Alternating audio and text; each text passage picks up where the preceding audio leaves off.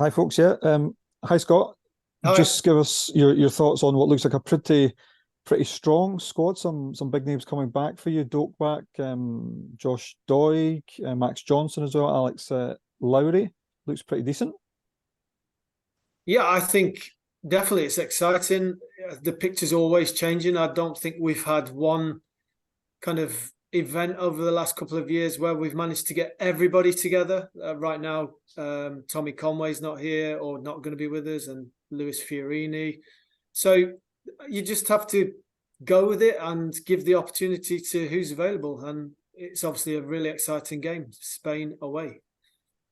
Yeah, it doesn't really get all that much tougher, does it? What they were beaten finalists, weren't Yeah, they, earlier? So just give us a sense of, how good they are, how tough a task it is, especially away from home, but also at the start of a new campaign, where possible, how important it is to get off to a good start with a good result and a good performance. Yeah, I think it's all of those things. It's unquestionably brilliant experience for the young players, which is the priority, and to get to experience playing against the top level opposition. There's no question in amongst the new generation of Spain players, there will be future superstars.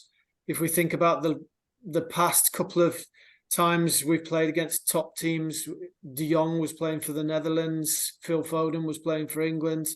There's always superstars playing, and hopefully we've got some superstars in our ranks as well. Obviously, in the past, Billy Gilmore's played for us, Nathan Patterson's played for us, Lewis Ferguson's played for us. So it's really exciting at this level to work with the players that are so close and all pushing to get as high as they can.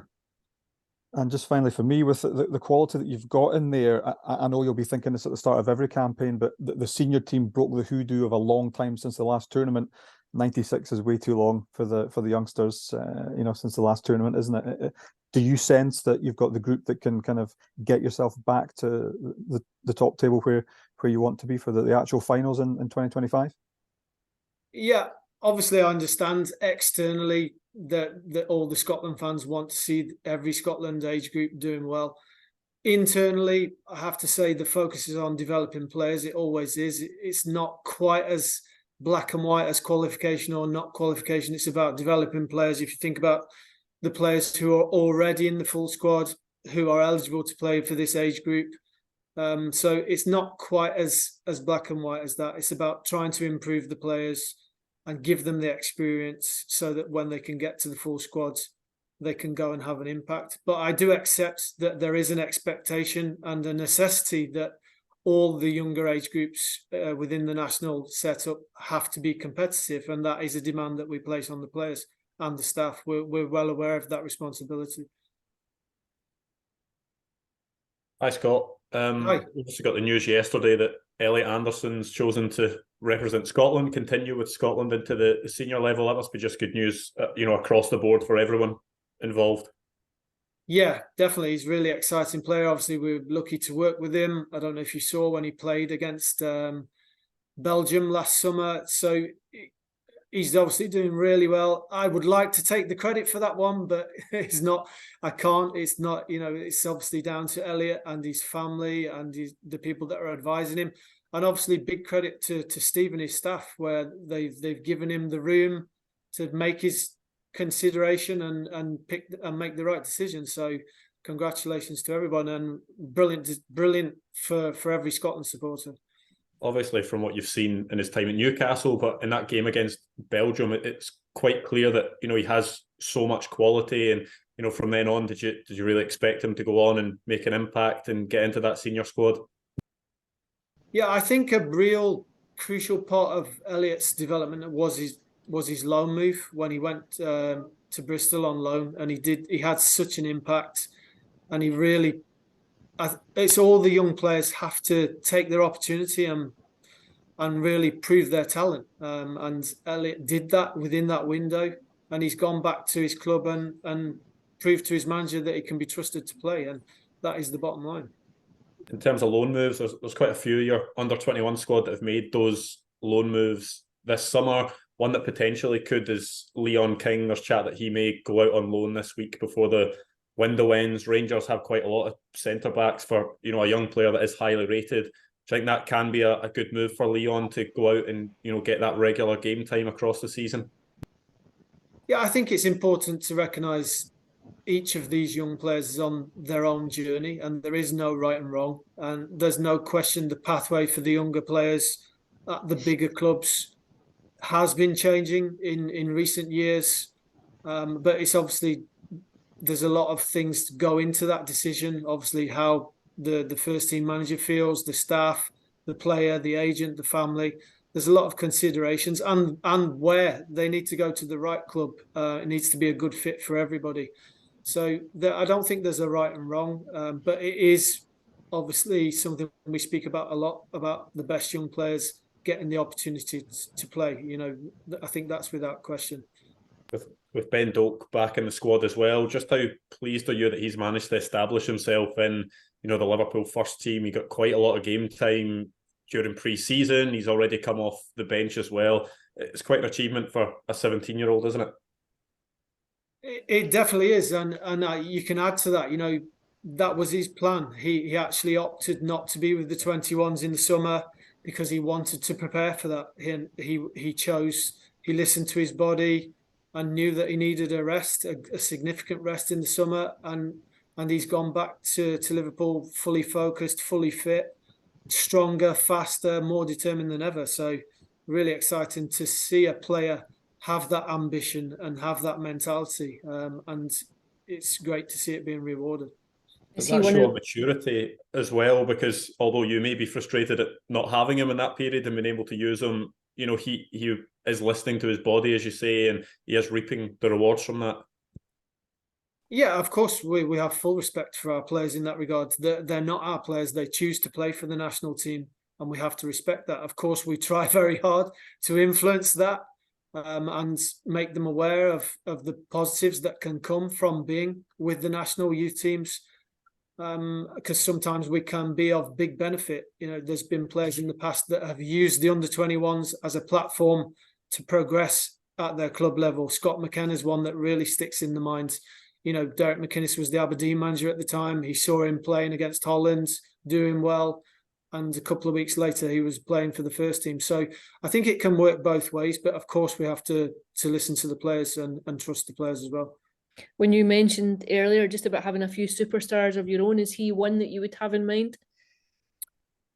He's definitely a very exciting player. I've been very fortunate to work with several really strong players at this age level and the younger age levels as well. But the player always has to prove it. There's been plenty of players talked about over the years, and it's very exciting to do that. But the player has to go and prove it and really keep pushing. And it comes, for me, the big part of the jigsaw is the mentality and attitude of the player. And Billy Gilmore showed that he had the real maturity and hunger to live life properly off the pitch, not be distracted, and really keep pushing. And he's continuing to do that. And Ben's put himself in a position now where he really has got an opportunity to really go and play at the highest level. So everybody needs to do everything they can to support him and help him on that pathway. All the initial impressions would be that he has both that mentality and that maturity. Yeah, without question. I think back to watching him play for the Scotland under-16s, I think it was, literally a few years ago, and he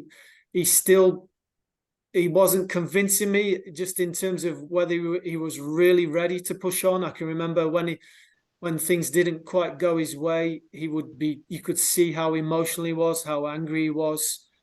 But he really has fast-tracked in the last couple of years now, where he seems to be able to really focus in on his performance. And the biggest thing is he's influencing games against real top-level opposition. And that is the true test of any young player, that they can go and influence games. That's the thing, because it's no mean feat for a 17-year-old to be chapping on the door of Liverpool's first team. Correct. Yeah, I was very lucky during my playing career. When I was at Everton, Wayne Rooney broke through as a very young age player as well. I think he was 16 when he made his debut, possibly 17. But of course, there are great examples of young players. Some players have to wait till they're 20, 21 to get the opportunity, but there are others that really do force their way in, and they force their way in through performance, through showing that they can be trusted to play and that they can influence games at the top level.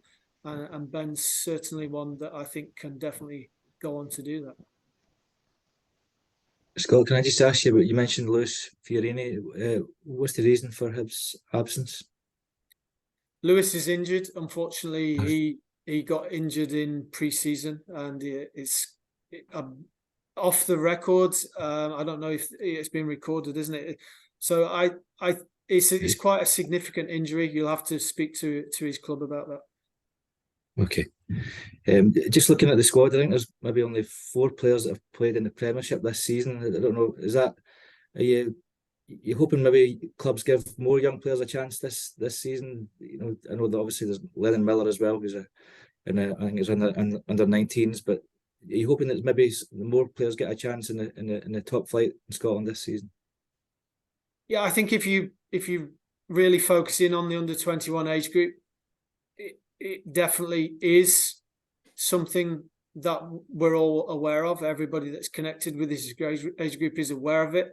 But I would also say there's also a big difference between the start of the cycle and the end of the under-21 cycle. You know, if you trace back players like Lewis Ferguson, Ross McCrory, Alan Campbell, and track their journey, you know, by the end of the under-21 cycle, which lasts for more than 12 months before they become too old, there usually is a shift within the cycle. You know, these players by the end of the under-21 cycle will be different animals. They'll be much more mature, much stronger, much faster, much more experienced. So we have to continue to give the opportunity to the players and recognise that they're all at different stages, because they're obviously all at different clubs trying to get in different positions. So there's a lot of different factors, but there usually is a big shift from the start to the end of the under-21 cycle. Okay.